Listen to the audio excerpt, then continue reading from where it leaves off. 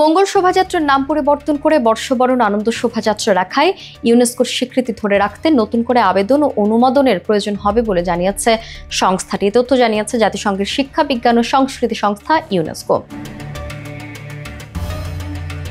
11 April Bangla বর্ষবরণের অন্যতম আয়োজন মঙ্গল শোভাযাত্রার নাম পাল্টে বর্ষবরণ আনন্দ শোভাযাত্রা করার সিদ্ধান্ত জানায় শোভাযাত্রার আয়োজক ঢাকা বিশ্ববিদ্যালয় কর্তৃপক্ষ।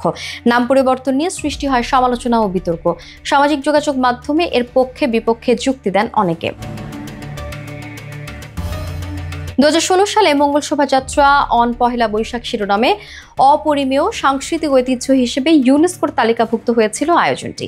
ইউনেস্কো জানায় জীবন্ত ঐতিহ্যের গতিশীলতা বিবেচনায় রেখে নাম পরিবর্তনের প্রক্রিয়া রয়েছে।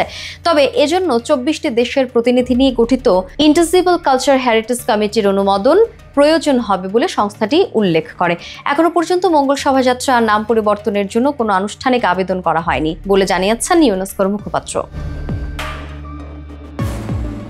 ইউনেস্কো বক্তব্যের সঙ্গে সুরক্ষা বিষয়ক একটি বার্তায় বলা হয়েছে, উল্লেখ করা গুরুত্বপূর্ণ যে অপরিমেয় সাংস্কৃতিক ঐতিহ্যের সুরক্ষার জন্য ইউনেস্কোর সনদে নির্দিষ্টভাবে এথিক্যাল প্রিন্সিপালস বা নৈতিক অবস্থান সংক্রান্ত নীতিমালায় জোর দেওয়া হয়।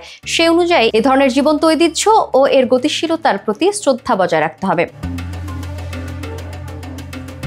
আরো বলা হয়, সংশ্লিষ্ট সম্প্রদায় ও অংশীজনদের যে কোনো পদক্ষেপ গ্রহণের ক্ষেত্রে এর প্রত্যক্ষ ও পরোক্ষ দীর্ঘমেয়াদী সম্ভাব্য ও নির্দিষ্ট প্রভাব সম্পর্কে সতর্কতার সাথে মূল্যায়ন করতে হবে, যেন ঐতিহ্য বা সংশ্লিষ্ট সম্প্রদায়ের কার্যকারিতা ক্ষতিগ্রস্ত না হয়।